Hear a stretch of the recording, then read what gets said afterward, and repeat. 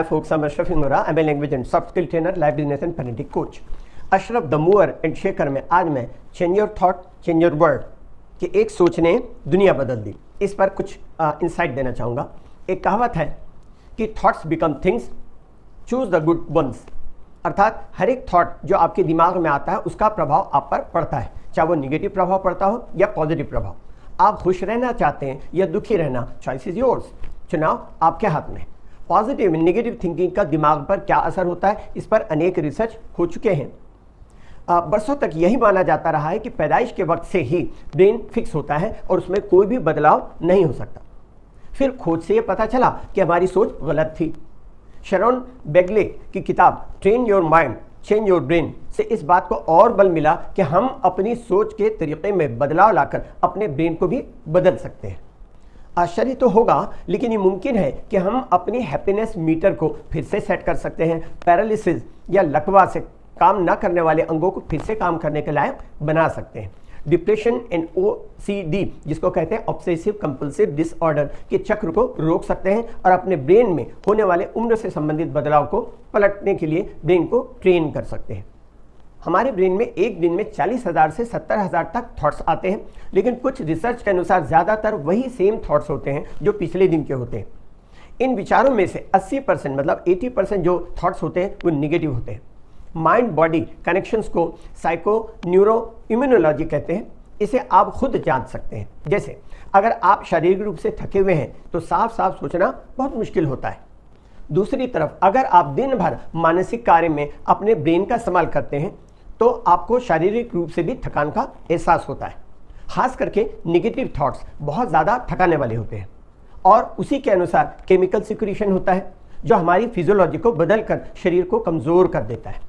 लेकिन good news ये है कि आप निगेटिव या लिमिटिंग थॉट्स अर्थात सीमित करने वाले विचारों को बदल भी सकते हैं। जैसे मैं इस डेडलाइन को पूरा नहीं कर सकता, ऐसा कहने की बजाय आप इस तरह कहें कि मैं कोशिश करूंगा तो मैं इसे ज़रूर पूरा कर सकता हूं। आपकी सोच बदलने से पॉजिटिव फीलिंग्स के समय रिलीज होने वाला केमिकल आपके गोल को प्राप्त करने में आपकी मदद कर सकता है। इसलिए focus on what you do want rather than what you don't want. याद रखें, किसी आदत को छोड़ने और नई आदत को अपनाने में 21 दिन लगते हैं, ज़्यादा नहीं लगते।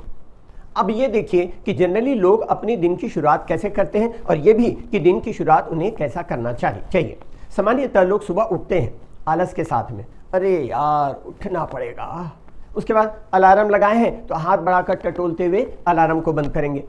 जब आप सुबह अनिच्छा से उठते हैं तो इससे निगेटिव फीलिंग्स आती है और आपका सारा दिन बेकार गुजरता है। इसलिए आज से आप लोग सुबह वाह फीलिंग के साथ इस तरह उठें कि हाँ आज का दिन तो बहुत अच्छा है, खुशी खुशी ब्रश करें, सारे काम करें। इससे आपके भीतर में पॉजिटिव न्यूरोट्रांसमीटर रिलीज होते हैं और पॉजिटिव फीलिंग्स आती है और आपका सारा दिन अच्छी तरह गुजरता है।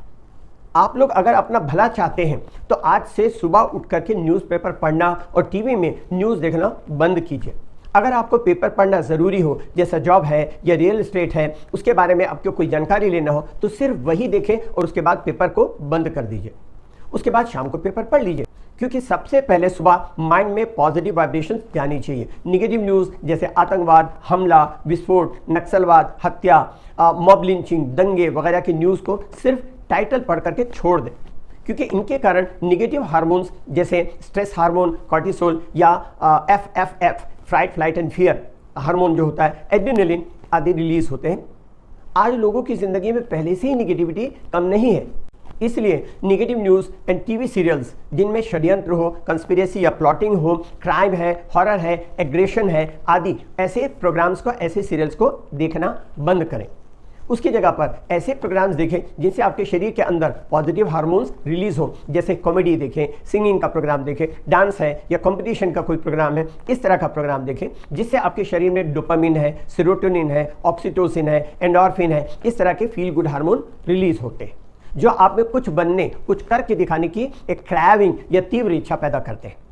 आप और हम सब सबसे ज़्यादा किस पर विश्वास करते हैं? अपने माता पिता पर, अपने भाई बहनों पर, मगर उनमें से भी सबसे ज़्यादा विश्वास हम करते हैं ईश्वर पर, क्योंकि ईश्वर सर्वशक्तिमान है, सर्वव्यापी है, ओमनीपोटेंट है, ओमनीप्रेजेंट है। अगर किसी के शरीर के कई टुकड़े करके उसे अलग अलग देशों में भी फेंक दिया जाए तो ईश्वर उन्हें जोड़ करके फिर से उस व्यक्ति को जिंदा कर सकता है।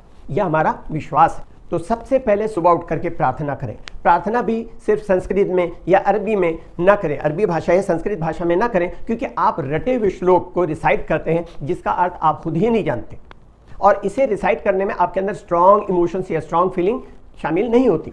इसलिए प्रार्थना उस भाषा में करें जिस भाषा को आप अच्छी तरह जानते हैं, अच्छी तरह समझते हैं और बोल पाते हैं। दूसरा, आप जो प्रार्थना करते हैं उसमें स्ट्रॉन्ग इमोशंस या स्ट्रॉन्ग फीलिंग होनी चाहिए, क्योंकि सबकॉन्शियस माइंड लॉजिकल नहीं इलॉजिकल होता है। वह सिर्फ स्ट्रॉन्ग फीलिंग्स और इमोशंस को समझता है और बटरफ्लाई इफेक्ट के थ्रू उसे मल्टीप्लाई करके आपके पास वापस भेजता है। जैसे आपके घर में किसी की तबीयत मान लीजिए बहुत सीरियस है, तो आप धार्मिक स्थलों में जाकर के प्रार्थना करवाते हैं। इसमें कोई शक नहीं कि प्रार्थना में शक्ति होती है, लेकिन प्रार्थना करने वाले लोगों की इमोशंस पेशेंट के रिश्तेदार की इमोशंस की तरह से स्ट्रांग नहीं होती, क्योंकि मरीज का बेटा या उसकी माँ या उसकी बेटी जब प्रार्थना करेगी तो दिल से गिड़गिड़ा करके प्रार्थना करेगी, क्योंकि सबकॉन्शियस ओनली स्ट्रांग फीलिंग्स और स्ट्रांग इमोशंस को समझता है। इसलिए दिल से की गई प्रार्थना का प्रभाव बहुत ज़्यादा होता है।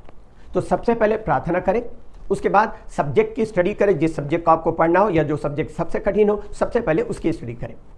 और उसके अलावा अगर मान लीजिए कोई स्टूडेंट नहीं है तो कोई मोटिवेशनल बुक्स पढ़ सकते हैं जिसकी वजह से आपके अंदर पॉजिटिव वाइब्स या पॉजिटिव एनर्जी पैदा हो। तो जैसा आप ब्रेन में इनपुट देंगे वैसे ही ब्रेन से आउटपुट मिलेगा। तो सबसे पहले thoughts, positive thought, positive feeling और पॉजिटिव एटीट्यूड होगा। नेगेटिव थॉट्स डालेंगे तो नेगेटिव थॉट्स, नेगेटिव फीलिंग और नेगेटिव एटीट्यूड होगा। और जैसा एटीट्यूड होगा उसी के हिसाब से आप एक्शन करेंगे, कर्म करेंगे। एक्शन करते रहने से हैबिट बन जाती है। जो 21-90 रेशियो वाली बात मैंने कहा था, मैक्सवेल मार्क ने कहा था, किसी भी काम को लगातार 21 डेज तक करो तो वो हैबिट में 21 डेज में स्ट्रगल पीरियड गुजर जाता है और वो हैबिट में कन्वर्ट होने लगता है। तो ये जो कंप्लीट मिलकर के thought, feeling, attitude, action and habit, ये मिलकर के आपकी पर्सनैलिटी बनाती है, जो आपकी डेस्टिनी या भाग्य को तय करती है।